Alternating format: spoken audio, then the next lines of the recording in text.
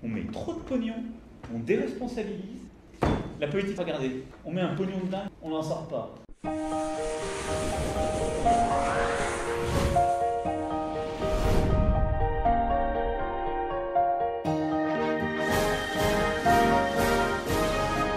Allez, salut les négociateurs, c'est Amirouche, j'espère que vous allez bien. Je suis très heureux, très content de vous retrouver sur ma chaîne YouTube pour une nouvelle vidéo. Donc aujourd'hui, comme promis, je vais vous faire une vidéo pour vous révéler le coût astronomique, faramineux, des palais de la République, d'une monarchie qui décidément ne veut pas rendre gorge et qui s'est réaccaparé au fur et à mesure des années des châteaux, des bâtiments publics payés avec l'argent de nos impôts. Et vous allez voir que le coût est pour le moins très très surprenant. Je vous souhaite une bonne vidéo. L'Assemblée nationale, tout simple, 533,9 millions d'euros payés avec l'argent de nos impôts, donc.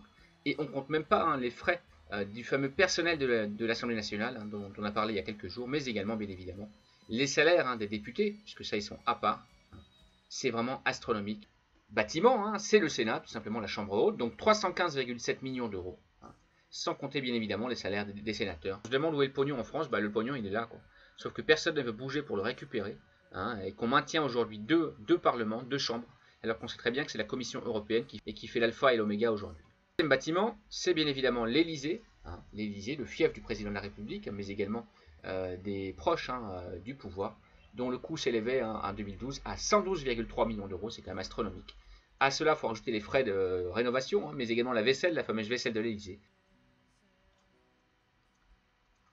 L'hôtel de Matignon, le fief du Premier ministre, 13,2 millions d'euros, rendez-vous compte, c'est énorme. 13,2 millions d'euros pour un ministre et ses proches, collaborateurs. C'est énorme, pourquoi? Parce qu'à l'intérieur, il y a un grand appartement de 309,72 mètres carrés. Vous avez bien compris, 309,72 mètres carrés. Et la dernière fois qu'il avait été rénové, cet appartement, ça avait coûté rien que la rénovation 650 000 euros, apparemment. Alors, bien évidemment, on ne compte pas là-dedans le salaire du Premier ministre, qui s'élève entre 15 000 et 30 000 euros par mois, si on compte tous les avantages, mais également les frais de petit personnel, les frais de représentation extraordinaire, etc., etc. Je vous dis, c'est astronomique. C'est astronomique, le pognon de dingue qu'on fout dans tous ces trucs-là chaque année.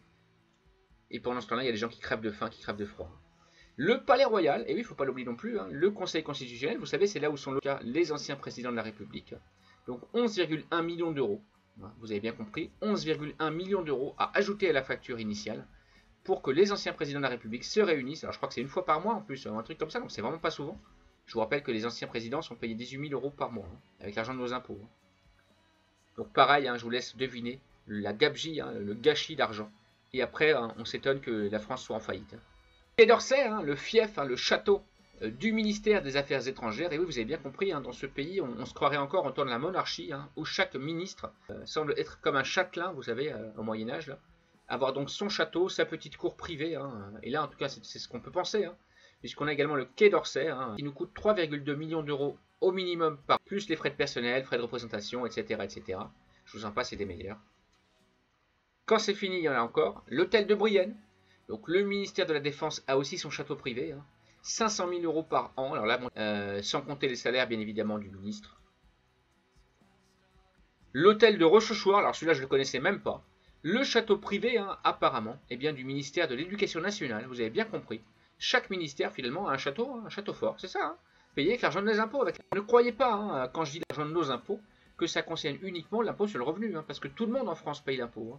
Même les personnes qui ont un avis de non-imposition soi-disant, vous savez très très bien qu'on paye tous de l'impôt, puisque la TVA, je vous le rappelle, c'est 20% sur chaque chose que nous achetons, que nous consommons, que ce soit les courses au supermarché, mais également du matériel, etc., etc., et aussi des services, les taxes sur l'essence, les taxes sur l'EDF, les taxes sur le gaz, les taxes sur les box, sur le téléphone portable, les taxes foncières, mais également la CSG, que tout le monde paye, d'accord, puisque sur chaque feuille de revenu, que ce soit le Pôle emploi, le RSA, la retraite, mais également les salaires, il y a de la CSG.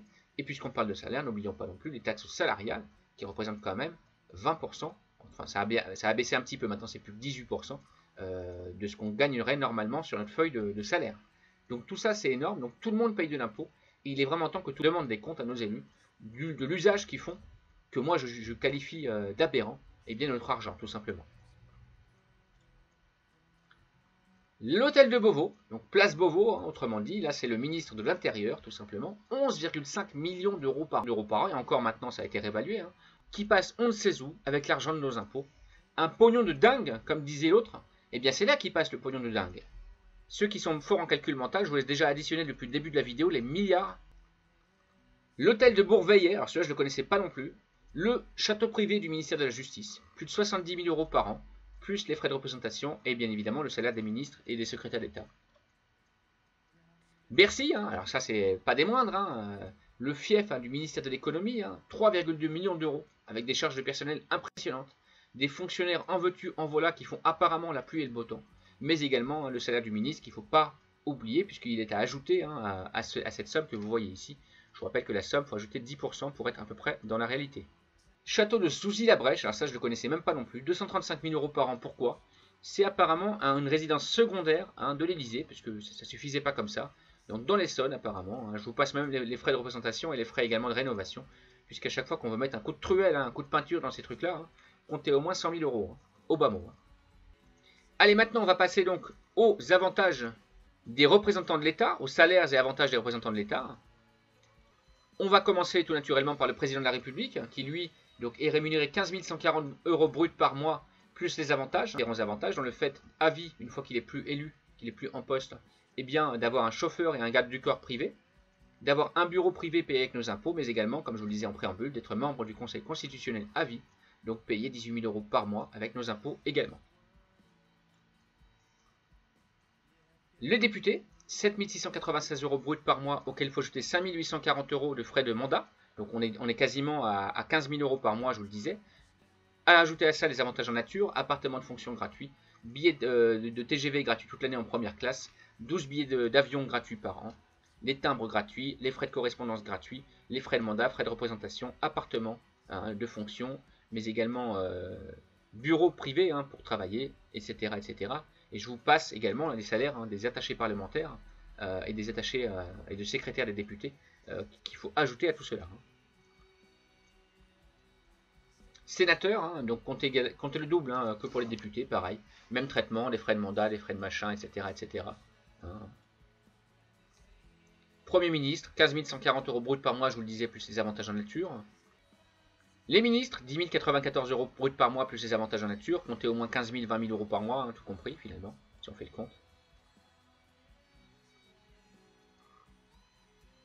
Secrétaire d'État, c'est quasiment un ministre, à 50 euros en moins près. Ils sont à 10 000 bruts par mois plus les avantages, donc comptez au moins 20 000 bruts par mois, avantages compris. Et je vous rappelle que les secrétaires d'État ont également des porte-paroles, comme Mme Schiappa, qui apparemment rémunère ses porte-paroles 11 000 euros bruts par mois avec l'argent de nos impôts. On a également les maires, bien évidemment. Mais le plus beau, vous allez voir, c'est au niveau de l'Europe. Là, quand on s'élève dans les strates, là, on dépasse les 20 000 euros faciles, rien qu'en salaire de base.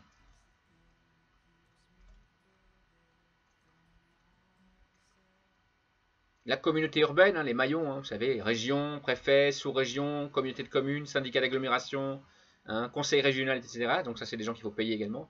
Alors, député européen, 12 800 bruts de base, plus les avantages en nature, on est quasiment à 30 000 par mois.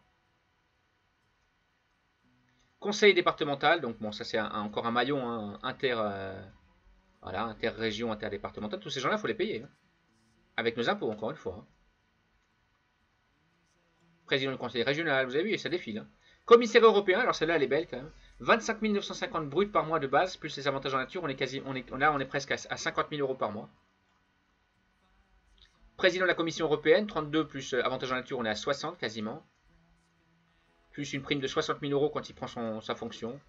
Président du Conseil européen, 32 500 plus ses avantages, avec des primes d'installation, des primes de déménagement, des primes de ci, des primes de ça. Bientôt, quand on respire, on va leur donner des primes à ces gens-là. Et les représentants de l'Union, 30 195 euros par mois, plus les avantages en nature, etc., etc. Donc vous l'avez compris, on est dans une belle république, dans une belle monarchie plutôt, moi je dirais, une monarchie agonisante qui ne veut rendre gorge. J'ai quand même une question à poser, c'est à quel moment on va commencer à faire des vraies économies dans ce pays? Est-ce qu'on attend que les gens crèvent de faim? Est-ce qu'on attend que les gens se pendent, se suicident dans la rue, pour que le gouvernement décide enfin de s'attaquer aux coupes, c'est-à-dire les salaires et les avantages, les privilèges, et bien des élus tout simplement, mais également n'oublions. Et à l'heure où toutes les décisions se prennent d'en haut de la Commission européenne, diabou la générale Merkel, eh bien, et je vous rappelle également que chaque décision votée à la Commission européenne à force de loi pour la France, donc il est inutile de la débattre au Parlement, ni à l'Assemblée nationale, ni au Sénat, parce que de toute façon la loi européenne à force de loi française. Est-ce qu'il ne serait pas temps de supprimer une des deux chambres, donc ou chambre haute, Sénat, ou chambre basse, Assemblée nationale, pour les fusionner en un seul bâtiment et ainsi faire quelques économies de centaines de millions d'euros qui serviraient bien, qui seraient bien utiles pour que les gens puissent manger. Nous l'occasion de crier un grand ras-le-bol à tout ça et un grand stop à tout ce foutage de gueule, hein, avec l'argent de nos impôts encore une fois. Ciao les amis, salut les négociateurs. Voilà les amis, cette vidéo est terminée, j'espère qu'elle vous a plu. Abonnez-vous et cliquez sur la cloche pour être averti en premier de mes prochains événements et de mes nouvelles vidéos. Mettez des pouces en l'air et laissez un commentaire. Votre avis est important et vous savez que je lis tous les commentaires. Ciao ciao et vive les négociateurs.